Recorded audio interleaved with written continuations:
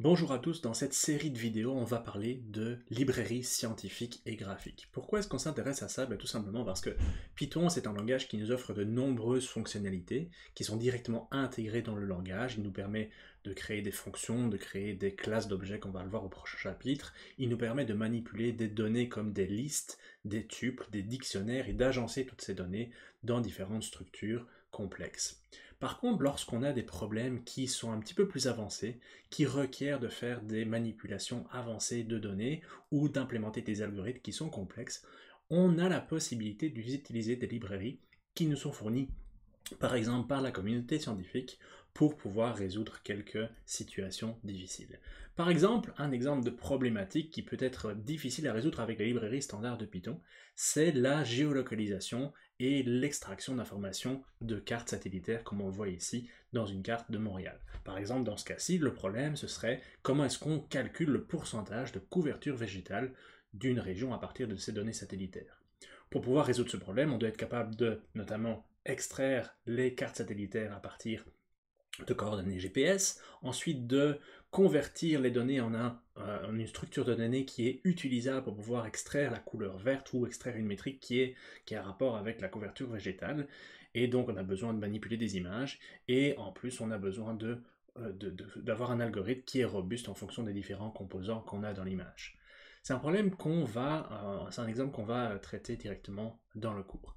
Un autre problème qui peut qui peut être plus facilement résolu avec des librairies scientifiques, c'est par exemple la résolution d'un système d'équations linéaires surdéterminées. Par exemple, si on a ici trois équations avec deux inconnus et qu'on recherche la valeur de ces deux inconnus, on pourrait implémenter un programme en Python avec les librairies standards en utilisant des listes pour pouvoir le résoudre.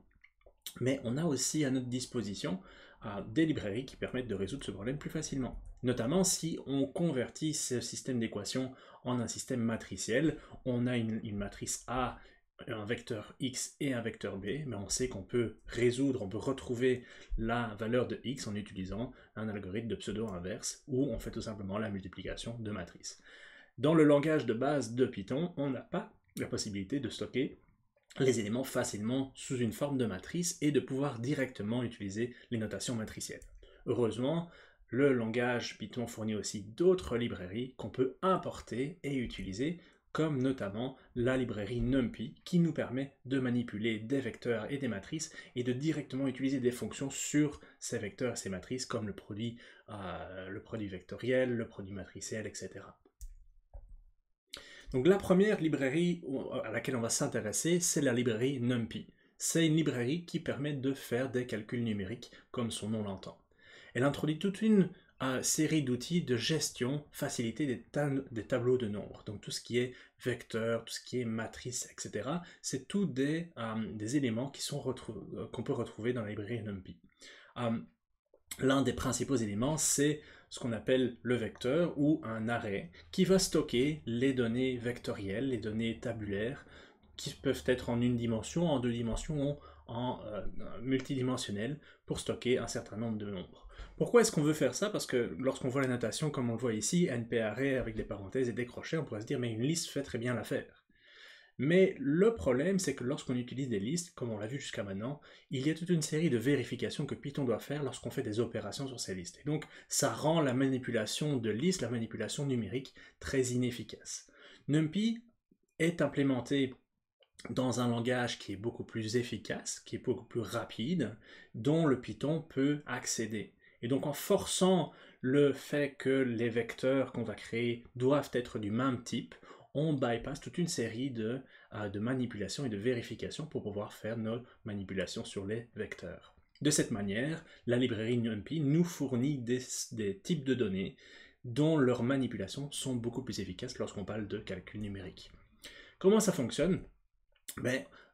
Le composant principal de la librairie NumPy, c'est les arrays, ici, qui sont des vecteurs qu'on va définir tout simplement en appelant l'objet array, ici, de la librairie NumPy. Alors on doit évidemment faire un import juste avant, et on va tout simplement fournir notre vecteur ou notre matrice sous la forme d'une liste, et il va la transformer dans le type d'objet fourni par NumPy. Vous voyez que lorsque vous regardez le type, on va avoir un numpy.ndarray pour NumPy dimensions, donc le n-dimensional array.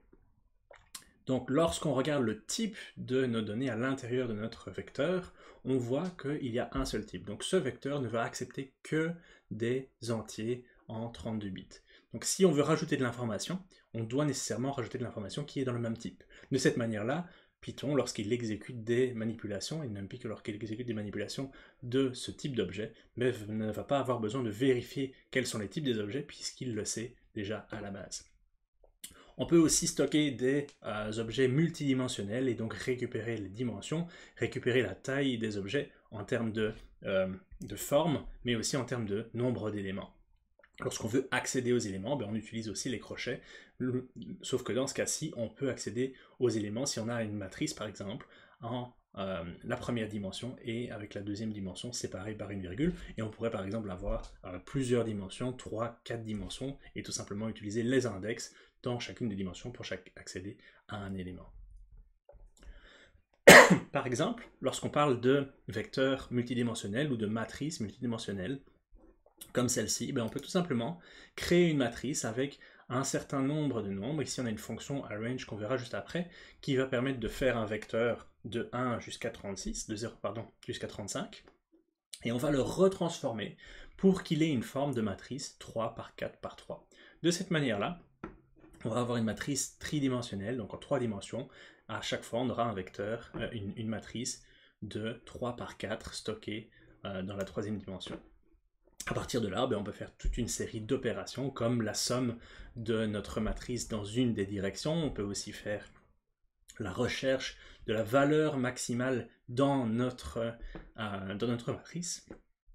Mais plutôt que fournir la valeur maximale, on va fournir l'index, la position de ce vecteur. Et on verra dans les exemples que lorsqu'on manipule ces vecteurs, on a accès à une série de manipulations, comme tout simplement, par exemple ici, multiplier chacun des éléments par un certain nombre entier, ou bien soustraire un vecteur, ici, 2 par 1. Et dans ce cas-ci, on se pose la question de qu'est-ce qui va se passer avec ce vecteur si on essaie de soustraire une matrice qui est 3 par 4 par 3, avec un vecteur qui n'a pas la même dimension. Et ça, on va voir que, dépendamment de la situation, on va pouvoir faire différents types d'opérations. Finalement, lorsqu'on crée des vecteurs, on a différentes possibilités. On peut par exemple créer un vecteur, comme on l'a vu, directement avec une liste, en spécifiant le type. On peut aussi le faire à partir d'une liste de compréhension. De manière générale, on fournit tout simplement une liste. Mais on peut aussi créer des matrices, des vecteurs qui ont une taille spécifique avec des chiffres qui sont déjà remplis, comme ici, une matrice qui est 3 par 5 avec que des 1, ou une matrice qui est 10 par 10 avec que des 0. On peut aussi créer des matrices identités ou des matrices qui n'ont que des 1 et qui ont la même taille qu'une autre matrice. Donc on a à notre disposition toute une série de types pour créer des matrices plus facilement. La fonction arrange, on peut la mettre en lien avec la fonction range. Donc vous voyez que c'est exactement la même chose que la fonction range dans ce cas-ci, où on utilise un point de départ et un point d'arrêt. Le np-arrange avec le start à 0 et le stop à 10 va nous fournir une liste de 0 jusqu'à 9. Par contre, on a d'autres possibilités. On peut spécifier le pas aussi, de la même manière qu'on peut le faire avec range, mais on peut aussi le faire plus efficacement directement avec NumPy. Si on veut une suite de valeurs qui ne sont pas entières, on peut utiliser la fonction linspace qui va tout simplement faire un espacement linéaire entre un point de départ et un point d'arrêt, et on va, plutôt que de spécifier le pas, on va spécifier le nombre d'éléments qu'on veut. Attention, dans ce cas-ci, la valeur d'arrêt est incluse, la valeur de stop. Donc par exemple, dans ce cas-ci, on va avoir 5 valeurs qui vont linéairement être distribuées entre 0 et 10. Toute cette manipulation d'arrêt, à partir du moment où on a les vecteurs et les matrices qui sont créés, on va pouvoir utiliser toute une série de fonctions de NumPy comme la recherche du maximum, la recherche de l'index qui représente la valeur maximum, ou tout simplement trier les vecteurs et les matrices dans un ordre quelconque, ou bien tout simplement à chercher les index qui vont permettre de trier les vecteurs. Toutes ces fonctions sont déjà implémentées et vont nous permettre de faire des choses extrêmement rapidement. Si on veut assembler des vecteurs et des matrices, là on rentre un petit peu plus dans des manipulations avancées parce qu'on doit s'assurer qu'elles se mettent dans les bonnes directions et dans le bon sens. Donc on aura par exemple des fonctions pour concaténer deux vecteurs. Il faut faire attention à l'ordre dans lequel on les concatène. Si par exemple on a un vecteur x et un vecteur y, est-ce qu'on va les concaténer et former un vecteur qui a 6 éléments, donc 6 colonnes et une ligne, ou bien est-ce qu'on va former une matrice 3 par 2? Ça, c'est une question à se poser lorsqu'on manipule la concaténation. Finalement, je vous ai dit que l'utilisation de librairies comme NumPy permet d'accélérer énormément les choses. Mais lorsqu'on prend un exemple de création d'un tableau, comme dans ce cas-ci, on crée un tableau vide et on va aller remplir notre array, notre vecteur, avec une certaine valeur, 1 divisé par la valeur du tableau. Mais en fait, tout simplement, pouvoir le faire directement sur une forme matricielle en utilisant les types de données de NumPy. Donc l'output ici qu'on a rempli élément par élément, on peut directement le faire avec la notation 1 divisé par tableau qui est notre vecteur, de NumPy.